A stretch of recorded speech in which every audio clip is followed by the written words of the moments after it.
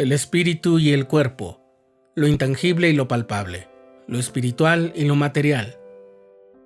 Esa dualidad le ha dado a la humanidad mucho de qué hablar, y es que las dualidades nos ayudan a entender muchas cosas.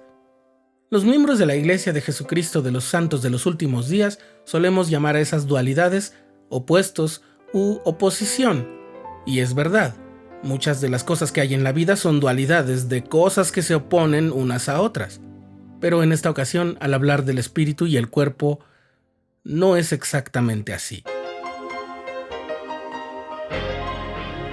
Estás escuchando el programa diario,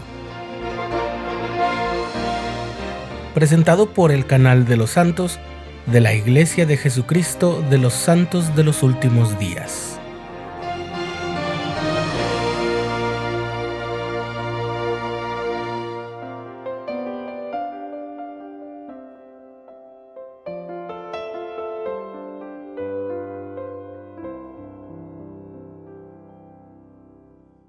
En una de las paredes del Palacio Apostólico, uno de los edificios históricos más importantes de la Ciudad del Vaticano, está pintada la que para muchos es la obra más destacada del pintor renacentista Rafael Sanzio, la Escuela de Atenas, que condensa en una sola y grande escena el desarrollo de la filosofía y el conocimiento científico durante la antigua Grecia.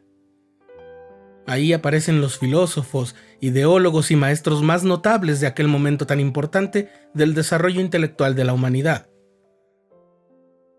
Pero en el centro de la pintura aparece representada la que ha sido la discusión fundamental de la epistemología, es decir, del estudio de la facultad de la humanidad para obtener conocimiento y llegar a la verdad de las cosas.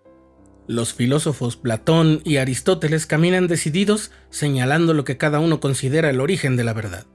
Mientras un Platón entrado en años señala con un aplomo hacia el cielo, indicando que las ideas de las cosas han existido desde antes de que se las vea en la realidad material, Aristóteles, algo más joven y enérgico, señala con su mano hacia la tierra para ilustrar que nuestro contacto con la realidad material es el primer y único modo de acceder a la verdad. Quizás te suene como algo sin mucha importancia o una cosa que solamente ves en la escuela.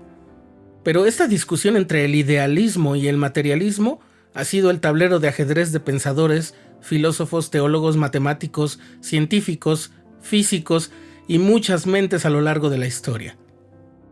Quizás de esa dualidad de opuestos deriva nuestra tendencia a entender lo material y lo espiritual como aspectos que se excluyen entre sí.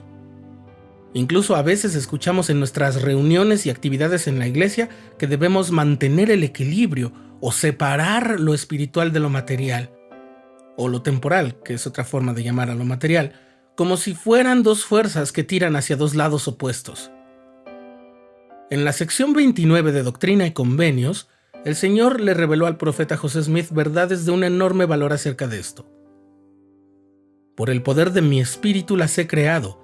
Sí, todas las cosas, tanto espirituales como temporales, primero espirituales, enseguida temporales, que es el principio de mi obra, y además primero temporales y enseguida espirituales, que es el fin de mi obra.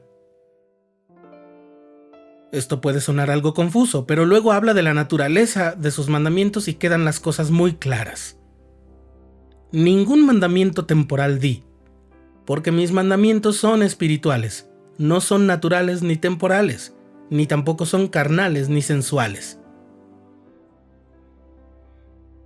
Unos meses después, mientras traducía por inspiración el libro de Génesis y por revelación iba restaurando el relato de la creación, verdades que se habían perdido, el profeta José Smith aprendió lo siguiente que antes había sido revelado al profeta Moisés. Yo, Dios el Señor, creé espiritualmente todas las cosas de que he hablado antes que existiesen físicamente sobre la faz de la tierra. Eso está en la perla de gran precio. Como ves, aquella dualidad es solo una forma en la que el Señor, que sabe, conoce y comprende todas las cosas, nos ayuda a entender la verdad. El siguiente es un comentario hecho por dos estudiosos de la doctrina y la historia de la Iglesia que aparece en un manual de Instituto de Religión a propósito de este pasaje en el que el Señor revela que para Él todos los mandamientos son espirituales. Para el Señor todo es espiritual y temporal al mismo tiempo. Y en consecuencia las leyes que da son espirituales porque tienen que ver con seres espirituales. al ordenar Dios a Adán que comiera el pan con el sudor de su frente, a Moisés que golpeara la roca para que el pueblo pudiera beber, al profeta José Smith que erigiera la mansión de Nauvoo, o a los santos de Utah que levantaran cercas e hicieran caminos, todo eso era para su bienestar espiritual, así como físico. Hasta ahí el comentario. La discusión plasmada en el centro de aquella grandiosa pintura de Rafael Sanzio no solo se resuelve del modo más asombroso con esta doctrina, sino que en efecto, la verdad revelada por Dios mediante el profeta José Smith nos dice que nuestra naturaleza no está separada en dos fuerzas opuestas, sino más bien dos aspectos que se unen para que, como lo dice el Señor en el libro de Moisés, hayamos llegado a ser almas vivientes.